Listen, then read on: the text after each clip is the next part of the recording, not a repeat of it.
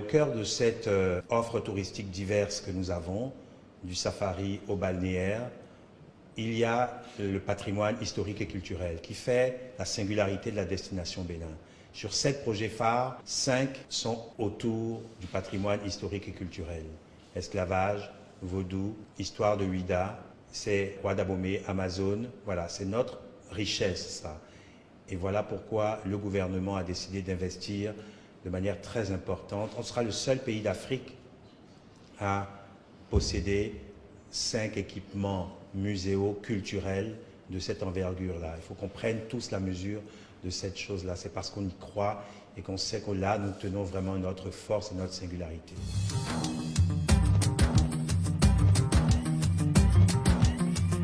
Donc, notre mission maintenant a démarré depuis près de 16 mois déjà, sans que personne n'en sache rien, et donc nous a permis de développer les différentes études qui maintenant vont permettre de développer les projets architecturaux.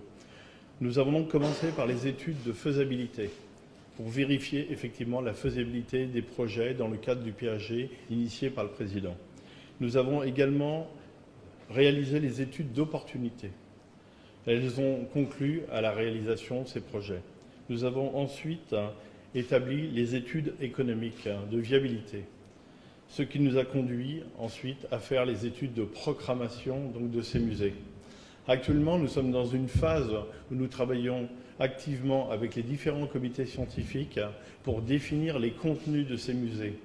Donc, ce qui nous permettra à très court terme d'intégrer finalement la partie muséographique interne à chaque musée. Donc, les différents musées qu'on va réaliser, vous les voyez sur la carte.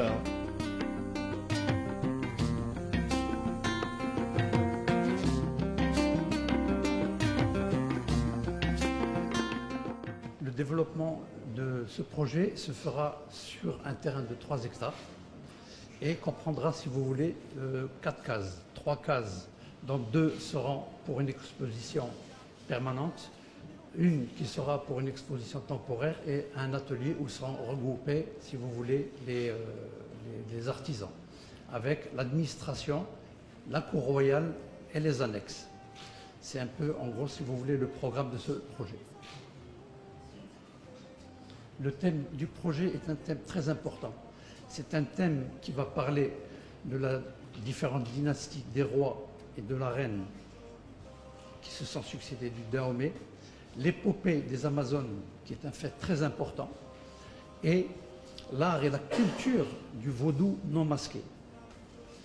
Et c'était un devoir pour nous de respecter ces palais qui sont existants et de faire une architecture, si vous voulez, qui s'inspire beaucoup de ces palais pour une meilleure intégration du projet, si vous voulez, dans le contexte qui est un contexte très riche et qui a une histoire qui est extraordinaire et qui est très importante pour la ville d'Abomey.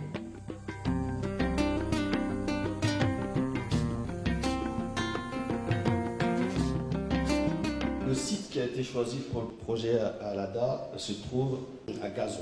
Et le site est sur 5 hectares. Le musée dans son ensemble sera sur 3000 m², compris les bâtiments et le jardin. Et les jardins, parce qu'il y a 2 jardins. Et là, c'est le musée, même les salles seront sur 1800 m². Donc l'ensemble du projet a été pensé pour vraiment s'insérer dans le site. On sera sur juste un niveau pour venir vraiment s'intégrer sans dénaturer le site.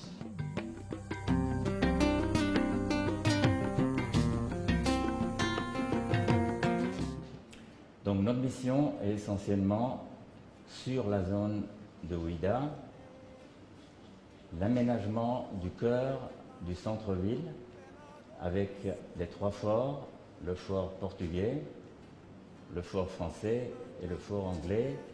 Bien entendu, tous les axes qui relient ces 3 forts et qui descendent vers la place aux enchères, la route de l'esclave, avec tous les sites mémoriels. Et nous allons arriver vers la porte du non-retour et nous allons créer sur une lagune le bateau du départ. ces belles images, comme Francis l'a dit. Donc le batteur du départ, qui est sur une lagune de 2 hectares, ça va être très très impressionnant, face à l'océan Atlantique, et certainement ce bateau, il ne bougera plus et ne partira plus.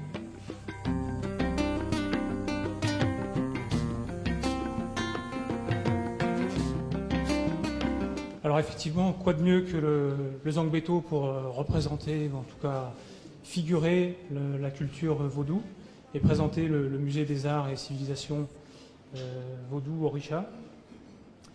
Nous sommes donc inspirés de la robe, c'est un peu comme ça qu'on l'a appelé, du Zangbeto, qui danse et qui tourne et qui prend une forme très dynamique.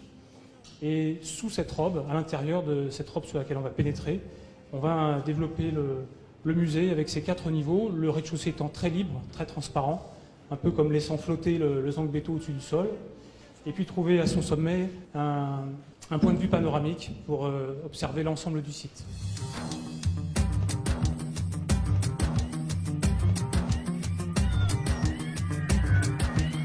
Mon mot sera simple.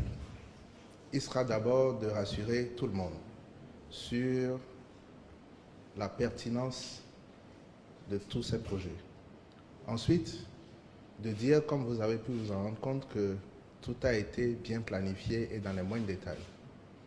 De dire que le chronogramme a été pensé et qu'il est réaliste et que nous avons challengé les architectes sur chaque semaine de ce chronogramme. Parce qu'il y a des délais qui ne sont pas tout à fait ceux que nous aurions souhaité. Je préfère le dire ainsi, monsieur le maire me comprend mieux. Mais soyons heureux que ces projets aient été conduits avec une bonne phase d'étude qui, pour l'ensemble, finit en 2018, décembre. Que ces projets aujourd'hui, en termes de mobilisation de financement, ne souffrent d'aucune difficulté et que ces projets rencontrent l'adhésion aussi bien des élus locaux que des populations à la base dont ils sont les représentants. Et donc, il ne me reste plus qu'à dire, chers amis, acteurs témoins de la transformation du Bénin, au nom du président de la République, au nom de tout le gouvernement, au travail. Merci.